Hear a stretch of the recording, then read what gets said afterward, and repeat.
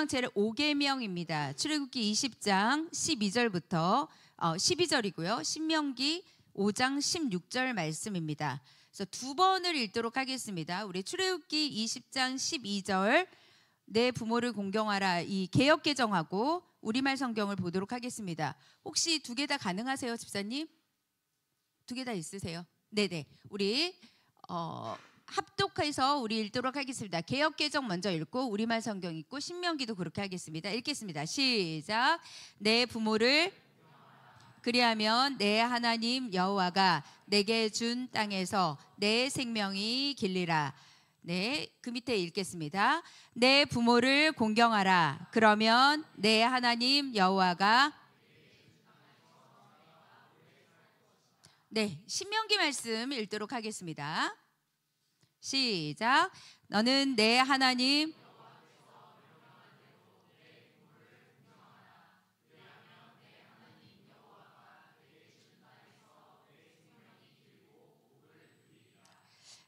너희 하나님 여호와께서 너희에게 명령한 대로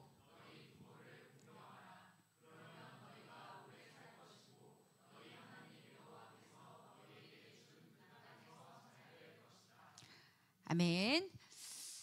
네, 여러분 지금 1계명부터 우리 4계명까지는 우상에 대해서 배웠습니다.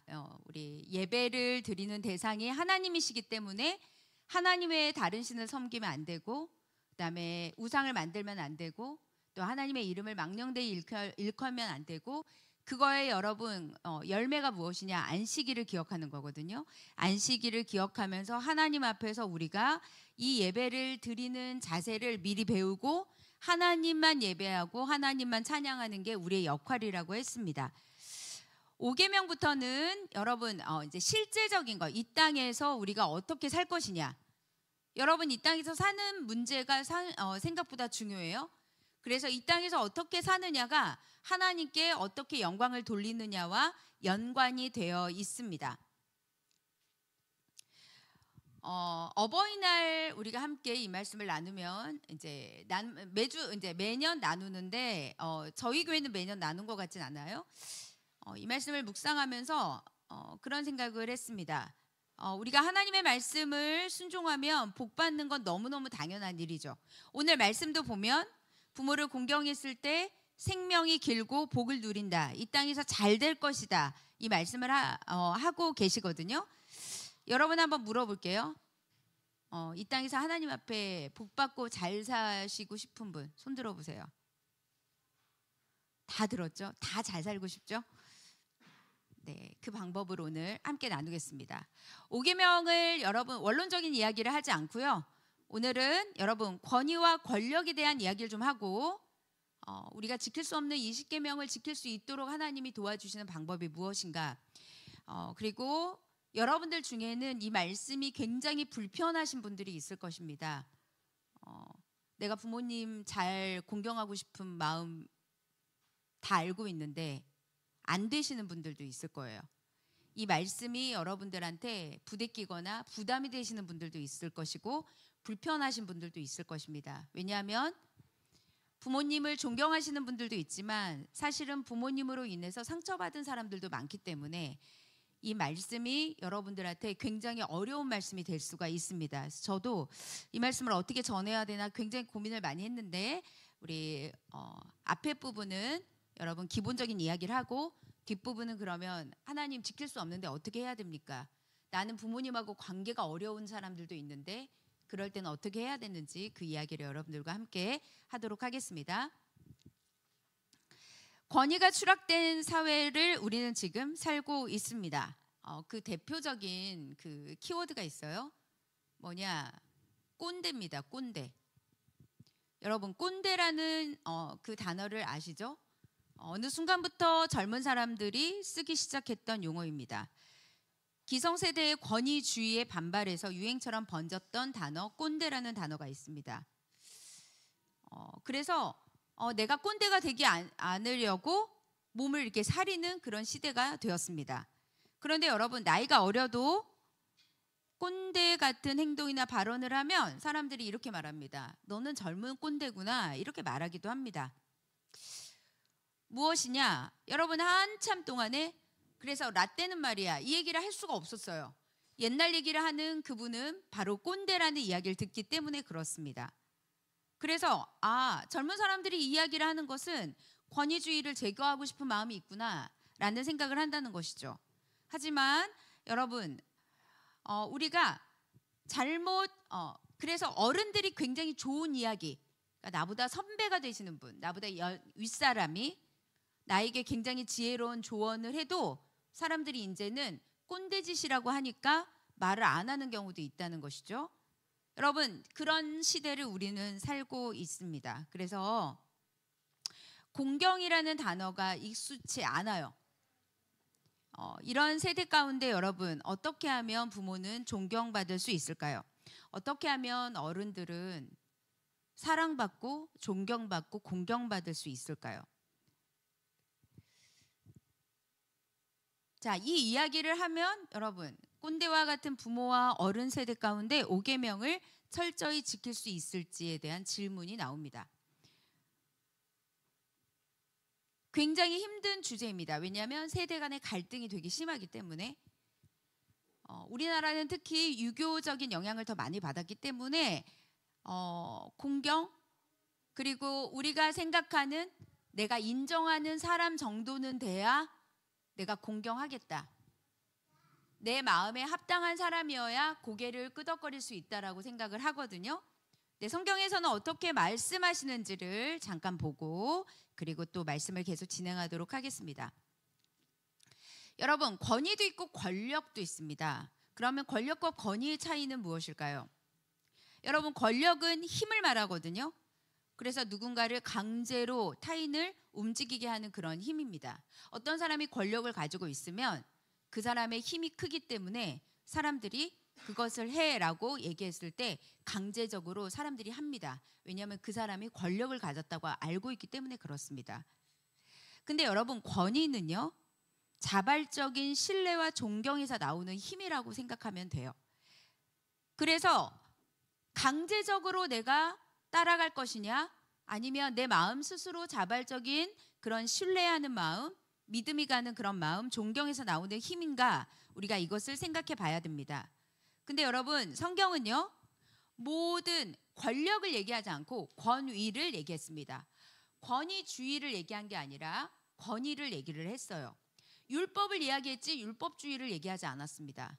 근데 우리는 율법을 율법주의라고 생각하니까 말씀이 부담스러운 겁니다. 여러분 권위를 말씀했지만 우리는 어느 순간 저 사람 왜 나한테 권위주의식으로 나오는 거지? 그러니까 받아들이기가 어려운 거예요. 여러분 교회나 가정과 사회 공동체 안에서 권위에 복종하는 이유가 무엇일까요? 규칙이기 때문에 그럴까요? 정확하게 이야기하면 하나님께서 세우신 질서 때문입니다. 이게 첫 번째입니다. 하나님의 통치 방식이 질서이기 때문에 하나님은 무질서하지 않거든요. 질서의 하나님이시라는 것입니다. 그래서 여러분 권위가 흔들리면 공동체, 그러니까 국가든 그 다음에 사회든 교회든 가정이든 권위가 흔들리는 그 순간에 모든 것들이 다 흔들립니다. 그래서 하나님께서 권위에 대해서 말씀하고 있는 것입니다. 여러분에게 오늘 로마서에 나오는 말씀, 로마서 13장의 권위에 대한 말씀이거든요. 오늘 이 말씀도 권위에 대한 말씀이죠. 레위기에도 그 말씀이 나옵니다. 히브리서 13장에도 권위에 대한 말씀이 나옵니다. 베드로 후서에서도 권위에 어떻게 대해야 될지를 나옵니다. 오늘은 말씀을 찾지 않을게요. 왜냐하면 우리는 이미 말씀에서 무슨 이야기를 하는지 다 알고 있기 때문에 그 이야기를 여러분 중복해서 할 필요는 없다고 생각이 듭니다. 오늘 여러분들에게 이 체계를 이야기를 해드리고 싶은 거예요. 여러분 권위주의와 권위주의라고 딱 생각하면 억압이라고 느껴요. 그러니까 부담스러운 거예요. 그러니까 우리는 자유함에서 누군가가 나를 좀 옥죄다고 생각하면 불편하다고 생각하는 것입니다. 하지만 하나님께서 우리에게 주신 건강한 권위는요. 신뢰하고 존중하는 마음이 생기게 됩니다. 그래서 그 사람에 대해서 존경하는 마음이 생기는 것이죠. 그래서 자발적으로 할 수 있다는 게 굉장히 큰 은혜라고 볼 수가 있습니다. 자, 하나님께서 세우신 권위는 굉장히 많거든요. 통치자도 있고요. 교회 지도자도 있고 특별히 가정에서 부모가 있습니다. 그러니까 여러 공동체 안에 하나님께서는 권위를 주시고 그 권위를 인정하라고 우리에게 요청을 하고 계세요. 권위에 대해서 복종하는 것이 너희에게 되게 중요하다라고 말씀하고 있습니다.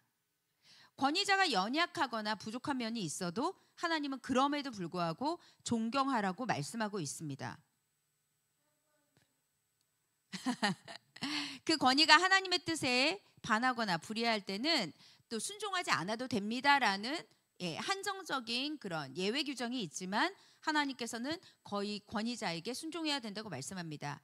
특별히 하나님께서 남자와 여자를 세우시고 특별히 가정에 남자를 머리로 세우신 이유도 남자가 완벽하기 때문에가 아니라 하나님께서는 구원의 문제에 남자와 여자를 동일하게 두셨거든요. 동일하게 두셨지만 남자를 세웠습니다. 왜냐하면 질서 때문입니다. 은사보다 능력보다 여러분 질서를 하나님 훨씬 더 중요하게 생각하십니다. 그래서 여러분 교회에서도 이런 일이 있죠. 우리 교회는 권사님이 없지만 예를 들면 40일 금식 기도한 권사님이 계시다고 한번 쳐봅시다. 그러면 40일 금식했으니까 영적으로 엄청 왕성하겠죠. 이제 그런 분들이 교회 안에서 기도 안 하는 사람, 그 다음에 그 위에 있는 사람들에게 내가 예언을 받고 은사를 받았으니까 막 힘을 발휘하거나 그 영적인 것이 마치 자기 거인 것처럼 휘두르게 되면 교회는 질서가 어지럽히게 되는 것입니다. 그래서 하나님께서 은사보다도 더 중요하지 않다. 개인적 능력보다도 더 중요하지 않다고 말씀하고 있습니다.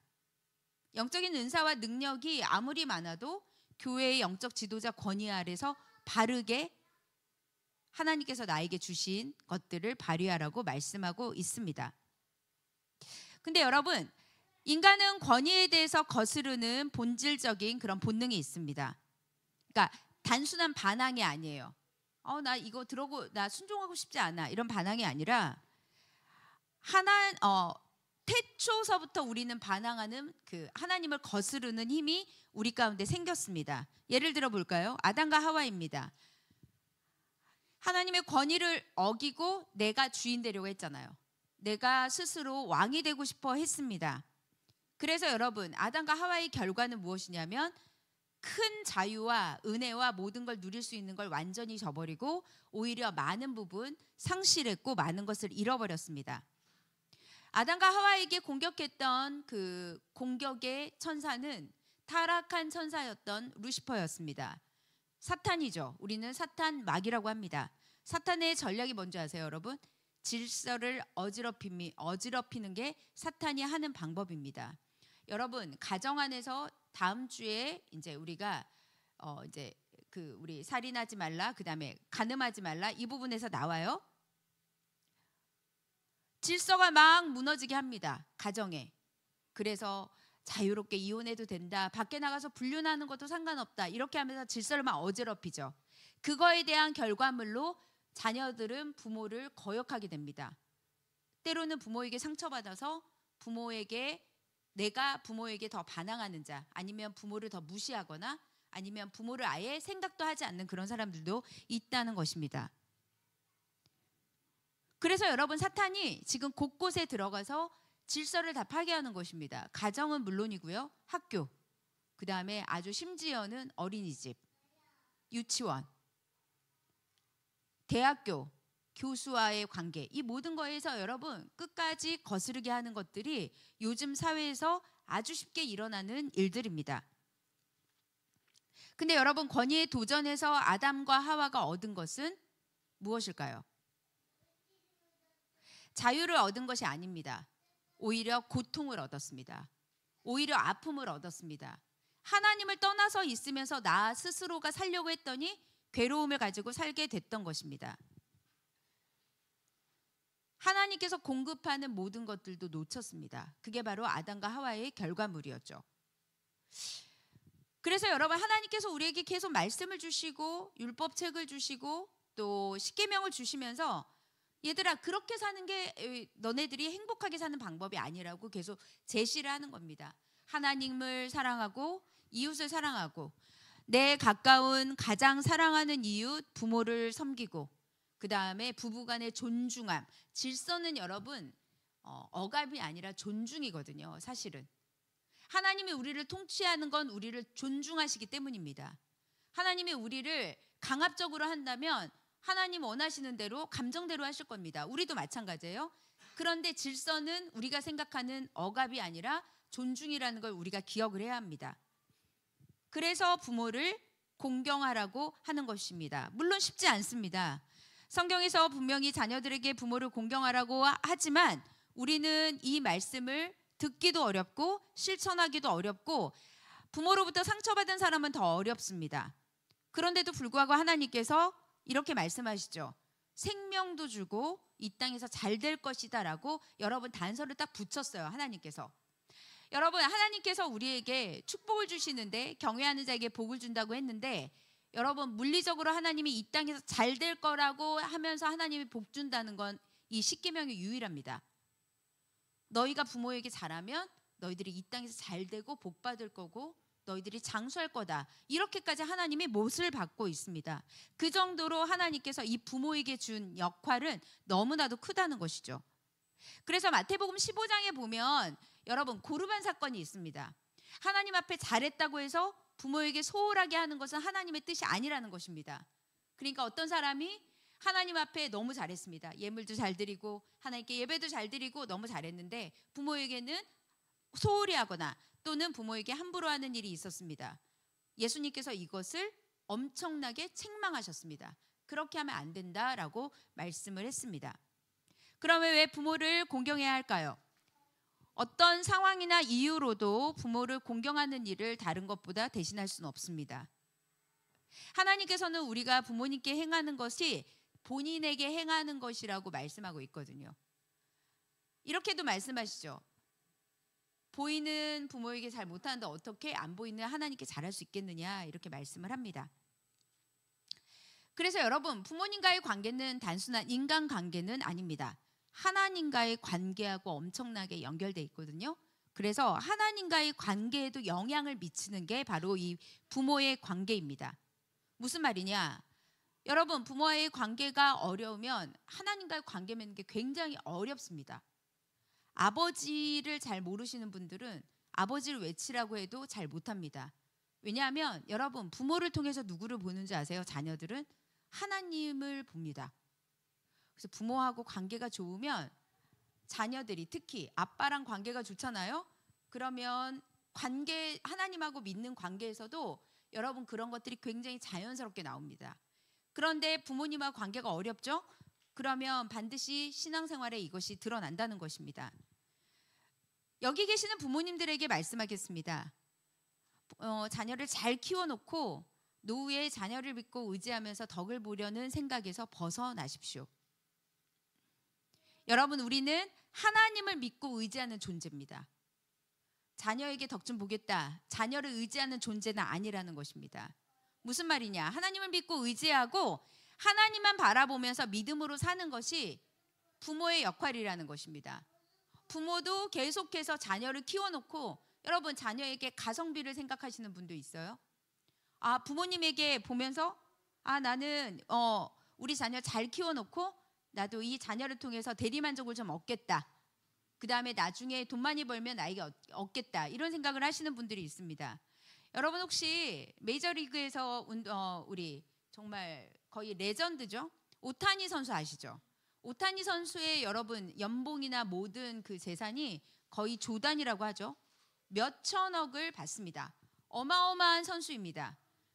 근데 오타니 선수가 너무 본인이 왜냐하면 이제 투수도 하지만 타자도 하잖아요.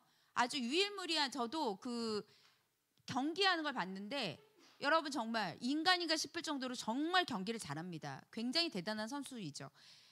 오타니 선수가 돈을 엄청나게 많이 버니까 아버지 어머니한테 집을 사주려고 했습니다. 차도 사드리려고 했거든요. 그 어머니 아버지가 뭐라고 했냐면 그건 네가 열심히 벌어서 그렇게 된 것이니까 우리는 신경 쓰지 말아라. 그래서 아버지 어머니가 한 푼도 받지 않았다는 이야기가 일화로 있습니다. 지금도 그래서 여러분 우리 대부분 다 그러잖아요. 잘 되면 우리나라는 또 효도를 해야 되니까 그런 생각이 많이 있는데, 물론 꼭 그렇게 하라는 것은 아니지만 그런 관계에서 그 부모님이 하시는 모습은 참 대단하다는 생각은 듭니다. 자, 어쨌든 간에 여러분, 노후의 자녀를 믿는 생각이 아니라 하나님을 믿을 생각을 해야 합니다. 부모는 자녀를 잘 키워놓고 잘 독립을 시켜주는 게 부모의 역할입니다. 그리고 잘 독립해서 너도 나처럼 하나님과의 관계를 잘 맺는 것, 이것이 굉장히 중요하다고 했습니다. 부모를 공경하는 것은 어쩔 수 없는 일이 아닙니다. 하나님의 사랑 안에서 우리가 예수님과 동행하며 기쁨으로 살아가는데 점검하는 기회가 됩니다. 여러분, 부모님과의 관계가 아니더라도 인간관계 어려우면 여러분 힘들지 않아요?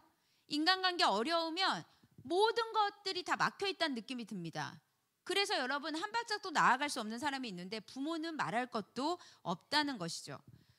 그래서 여러분, 부모를 공경하는 것을 통해서 하나님의 은혜와 생명이 우리 안에 흐르게 해야 합니다. 때로는 힘들고 어려울 수 있겠지만 그 속에서 하나님의 은혜를 회복할 수 있습니다. 부모를 그러면 어떻게 잘해드려야 되나? 부모에게 용돈을 받기 때문에, 부모님이 맛있는 거 사주니까, 부모님이 등록금을 대주니까, 부모님이 물질적인 거 내가 원하는 거 다 해주니까, 부모가 나에게 이렇게 해주는 게 있으니까 나도 부모를 도와줘야 되겠다, 나도 부모에게 잘해야 되겠다, 그런 게 아니라는 것입니다. 그것은 공경이 아닙니다. 그것은 존경하는 마음도 아닙니다.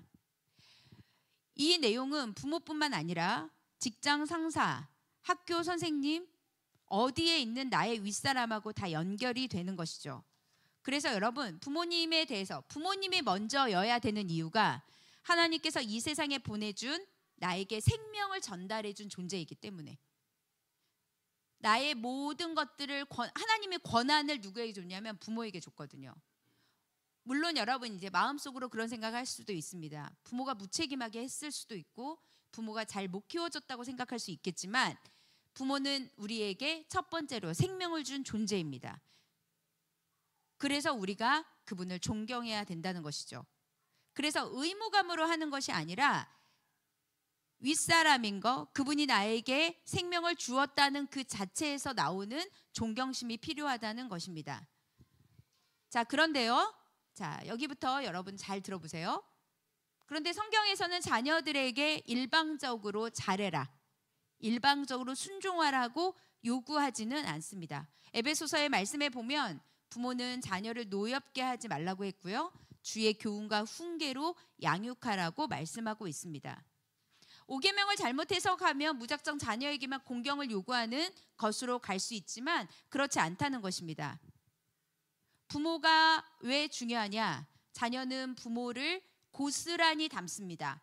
여러분, 왜 결혼이 쉽지 않은 줄 아세요? 결혼은요, 한 남자와 한 여자가 결혼하는 게 아닙니다. 결혼하면 그 여자의 영향력이 집안에서 나온다는 걸 알게 됩니다. 남자를 보면 그 가정의 집안의 모든 분위기가 어떤지를 알게 됩니다.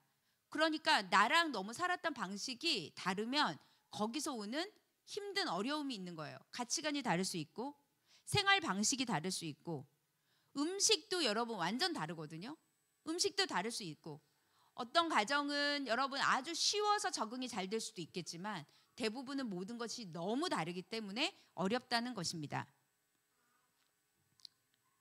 그래서 여러분 쉽지 않은 거예요. 결혼을 하면 많은 부분, 내가 가지고 있는 많은 것들을 버려야 하기 때문에 그렇습니다. 자, 어쨌든 간에 무작정 자녀에게 공경을 요구하지 않는다는 것을 우리는 알아야 합니다. 부모에게 여러분, 자녀가 굉장히 많은 것을 보고 배우고 베낍니다. 카피를 한다는 거예요. 얼굴만 닮는 게 아니에요. 여러분, 행동 습관이나 말투나 모든 것들이 다 누구로부터 배우냐면 부모로부터 배웁니다. 왜냐하면 가장 많이 옆에서 있고 가장 많이 살기 때문에 그렇습니다.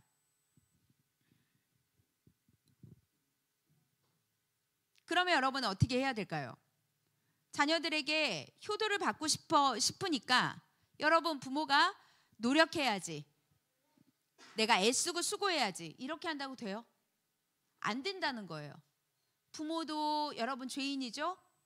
죄인과 죄인이 만나면 자녀도 죄인이 낳는 것입니다. 부모가 죄인인데 자녀는 의인이 될 수가 없어요. 우리는 그런 존재가 아니기 때문에 그렇습니다. 어떤 부모는 이렇게 가르칩니다. 자녀가 공부만 잘하면 무엇이든지 괜찮다고 생각하면서 영적인 것은 전혀 가르치지 않는 경우도 있습니다.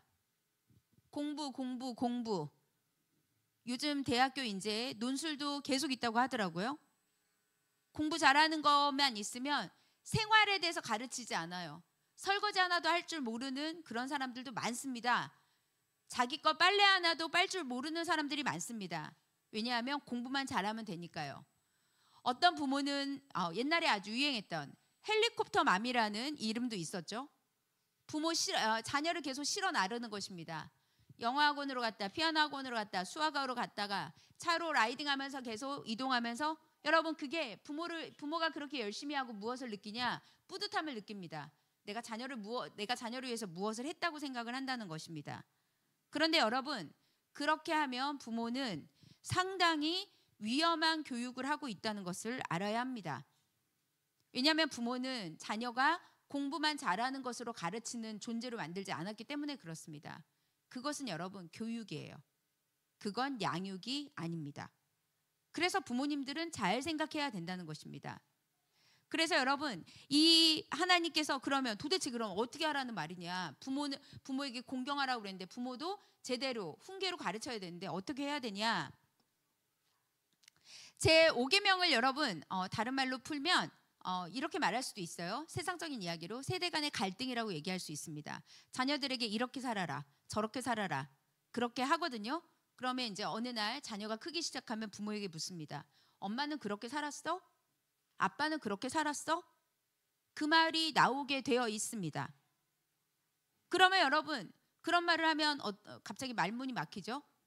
그런데 차분하게 날 돌아보는 게 아니라 화가 나는 거죠. 그러다가 갈등이 일어난다는 것입니다. 자녀를 둔 여러분 우리가 부모가 잔소리를 하면서 이렇게 해라 저렇게 하라 그러면 일단 자녀들의 마음속에는 거역하고 싶은 마음이 불쑥불쑥 계속 올라옵니다. 그러면서 여러분 갈등은 생기고 가정은 그래서 하나됨이 될 수 없다는 것이죠. 그런데 여러분 그럼에도 불구하고 하나님께서는 주님의 훈계로 교육하고 양육하라고 했고 그 다음에 자녀에게는 공경하라고 했습니다. 여기서 질문할게요. 그러면 여러분 이제 심각하게 고민에 빠지는 사람들이 있죠. 누가 보아도 제대로 부모 노릇을 하지 못하는 가정에서 자란 사람도 있습니다. 자녀를 버리고 도망가는 부모도 있습니다. 여러분 이번에 다니엘 기도회에 나왔던 제가 오늘 이거를 보내드릴까 말까 하다가 시간이 없을 것 같아서 이 영상을 볼 수가 없는데요. 다니엘 기도회에 나왔던 카일 윌슨 선교사님이 여러분 부모님이 서울대 나온 아버지, 이대 나온 어머니 밑에서 크다가 이혼을 경험하면서 여러분 고아원에 갔다가 입양이 되거든요. 그래서 이분이 이제 미국 이름을 가지고 있잖아요. 이분의 간증을 좀 들으면 좋을 것 같아요. 오늘 말씀을 듣고 이분 간증을 좀 들으시면 너무 좋을 것 같습니다. 이분이 입양을 당하고 아버지에 대한 분노, 어머니에 대한 분노가 어떻게 하다가 하나님을 만나고 십자가 앞에서 어떻게 깨졌는지 그 간증이거든요. 제가 오늘 이 말씀을 하면서 이 선교사님의 생각이 났습니다. 자녀를 버리고 도망갑니다. 양육을 책임지지 않는 방치하는 부모도 있습니다. 심지어 폭언과 폭력으로 자녀에게 상처를 주는 부모도 있습니다. 어쩔 때는 저게 어떻게 부모야? 라는 말이 나올 수 있는 그런 사건들이 계속 나오고 뉴스에서도 많이 발견을 하게 됩니다. 부모와 다른 어른들을 보면서도 그런 생각을 많이 한다는 것이죠. 이런 상황에서도 하나님은 우리에게 이 말씀을 주면서 부모를 용서하라는 메시지도 우리에게 주기도 합니다. 레슬리 필즈의 책 부모 용서하기 책에 이런 내용이 있습니다. 이야기의 주인공 레리는 결코 화목할 수 없는 가정에서 자랐습니다. 아빠는 알코올릭. 그런 아버지와 도저히 살 수 없는 어머니는 스트레스로 인해서 아들을 학대하기 시작합니다. 그래서 얼마나 학대가 심했는지 아들의 몸에 화상도 남기고 흉터도 남겼습니다. 뜨거운 것도 막 뭐지 이게 막 저기 컵으로 뜨거운 물도 막 쏟아서 붓기도 하고. 이 레리가 어떤 사람이 되냐? 목사님이 되었습니다. 도저히 목사님이 되어서도 부모를 용서할 수는 없었습니다. 아버지에 대한 건 분노가 있고 어머니에 대한 건 원망이 있었죠. 그 마음을 어떻게 하나님 앞에 해결을 했는지에 대한 책입니다. 그래서 여러분 이렇게 말합니다. 이분의 내용의 마지막 중간에 있었던 건 십자가로 좀 연결을 해볼게요. 레슬리 필즈는 이렇게 말했습니다. 공경할 만한 것이 없는 부모라도 공경하는 마음으로 부모를 바라본다면 그곳으로 부모를 존중받는 그런 사람들로 만들어갈 수 있다. 그리고 우리도 공경을 받을 수 있다. 그 어떤 이유가 있더라도 하나님께서 모든 사람의 유익을 위해 주신 명령, 내 아버지와 어머니를 공경하라는 명령대로 사는 것은 중단하시면 안 됩니다. 라고 솔루션을 주고 있습니다. 그래서 여러분 하나님께서 사람과 사람의 관계로 5계명을 보는 것이 아니라 이 관계 가운데 누구를 봐야 되냐? 하나님을 보라는 메시지를 여러분들에게 드리고 싶습니다. 골로새 3장 23절에 보면 무슨 일을 하든지 주께 하듯 하고 사람에게 하듯 하지 말라고 말씀하고 있습니다. 인격적 대우를 전혀 받지 못했다 하더라도 여러분 주님께 하듯이 라는 말씀을 하고 있습니다. 어떤 사람이 질문을 했습니다. 부모에게 공경하라는 말씀이 상처가 되는데 어떻게 하면 됩니까? 라고 물어봤습니다. 대답은 너무 원칙적인 답이었습니다. 우리에게 원수도 사랑하라고 하지 않았느냐? 부모도 원수 같을지라도 사랑하라고 하나님이 말씀을 했습니다. 근데 저는 오늘 이 말씀을 여러분들하고 좀 풀어서 말씀하고 싶어요. 부모에게 상처받으신 분들이 있을 것입니다.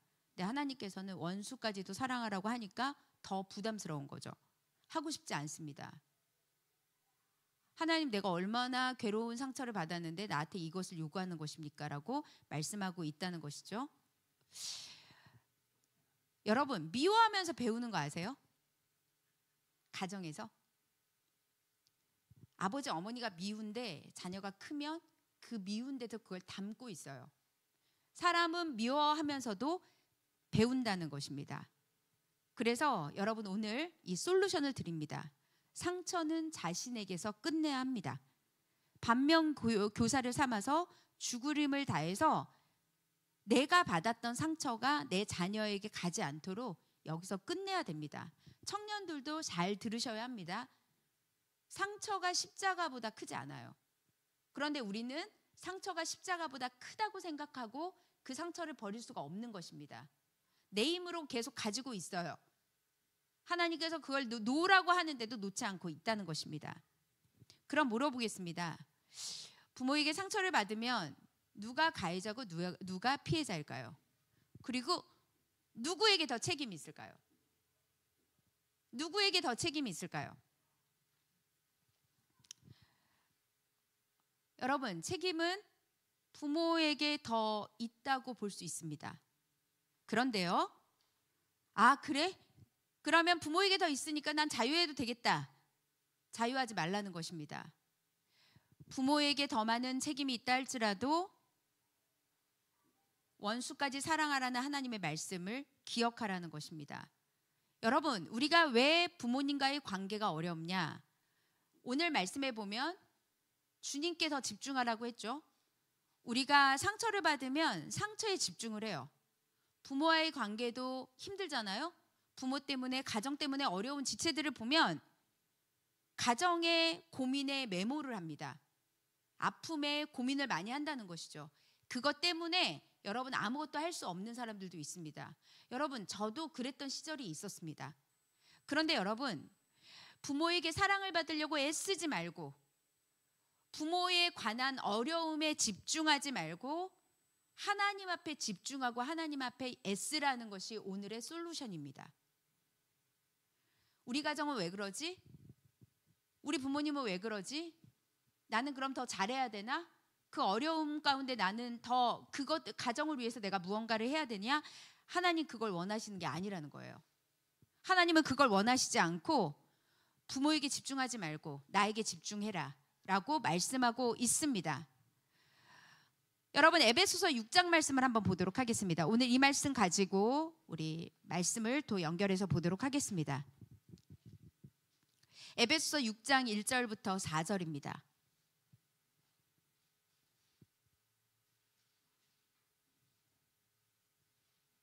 읽겠습니다. 여러분, 자녀들이여, 읽겠습니다. 시작. 자녀들이여, 주 안에서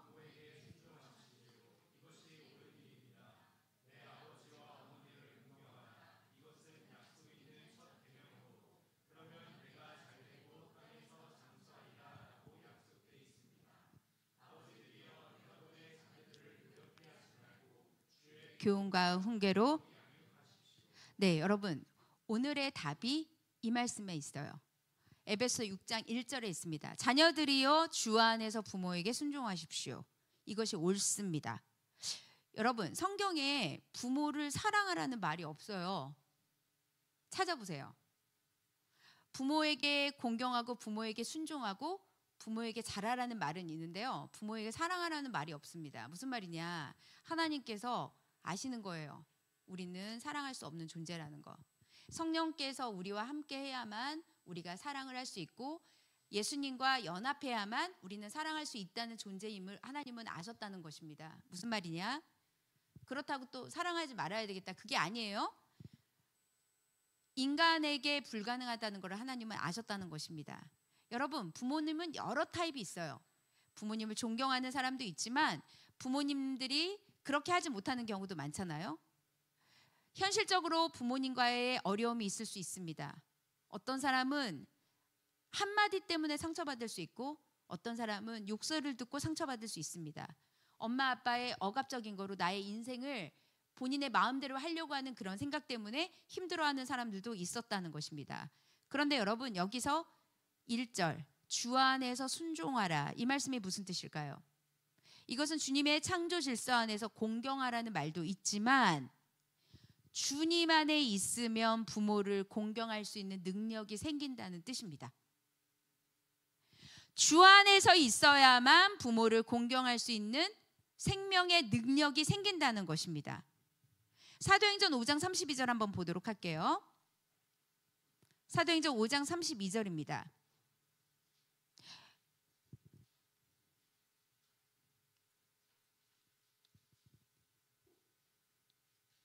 자, 읽겠습니다. 우리는 시작.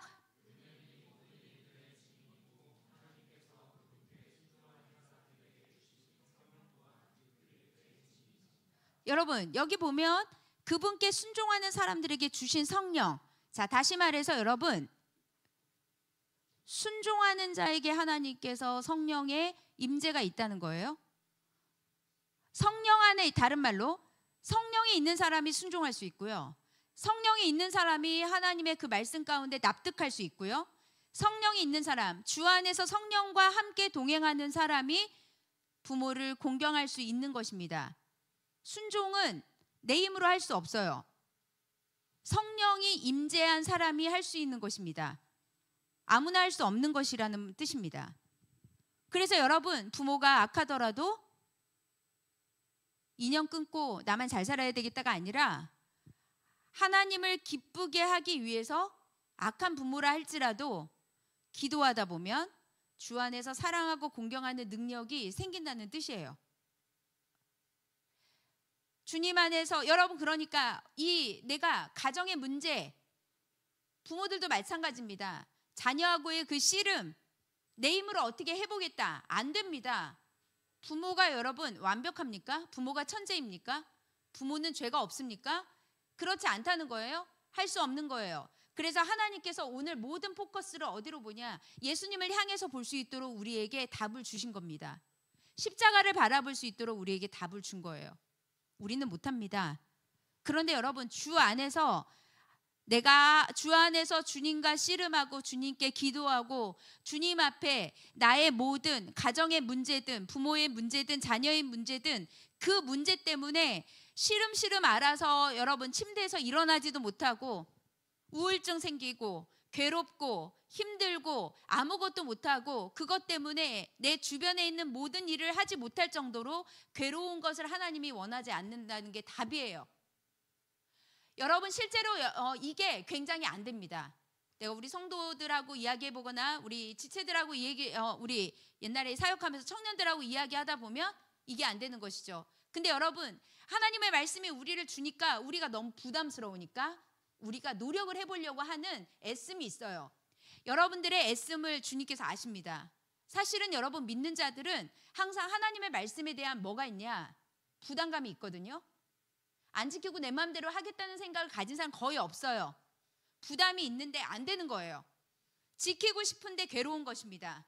그리고 하나님 상관없이 내 의지 가지고 내가 부모에게 순종도 해보고 그 다음에 하나님을 사랑해 보려고도 하고 주의를 지키려고도 하는 내 의지가 있는데 여러분 나의 의지는 이미 타락했기 때문에 한 번, 두 번은 가능하죠. 책임감으로 할 수도 있죠. 영원히 할 수 없습니다. 우리는 그런 존재가 아니기 때문에 그렇습니다. 여러분 문제를 어디를 향해서 가야 되냐? 예수 그리스도의 십자가, 예수 그리스도가 밟았던 그 갈보리 언덕으로 여러분들의 삶이 향해서 가야 합니다. 내가 어떻게든 자녀는 약하고 내가 강압적으로 할 수 있다고 생각하니까 여러분 그렇게 될 수 없는 거예요. 그래서 여러분 하나님께서 주님의 훈계와 교훈으로 양육하라고 했습니다. 주님 안에서 훈계해야 되는 것이에요. 주님 안에서 교육해야 되는 것입니다. 주 안에서, 하나님의 말씀 안에서, 십자가 안에서, 성령 안에서 문제를 바라보지 말고 하나님을 바라보다 보면 여러분 하나님이 그 안에서 답을 주시고 은혜를 주시면서 내 마음을 바꿔주신다는 것입니다. 그래서 여러분 정말 미운데 불쌍한 생각이 들게 됩니다. 긍휼한 마음이 들게 된다는 것입니다. 그래서 여러분 주 안에서 내가 포기하지 않는다면, 주님과의 관계를 포기하지 않는다면 부모님과의 관계는 회복할 수 있고 불가능한 자리가 아니라는 것을 여러분들이 깨닫게 될 것입니다. 문제는 뭐냐?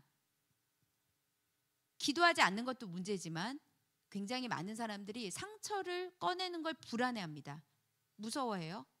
문제를 드러내는 걸 굉장히 겁을 내거든요. 여러분 회피하면 안 됩니다. 회피하면 문제는 쌓이게 되고요. 언젠가 폭발합니다. 회피한다는 것도 뭐죠?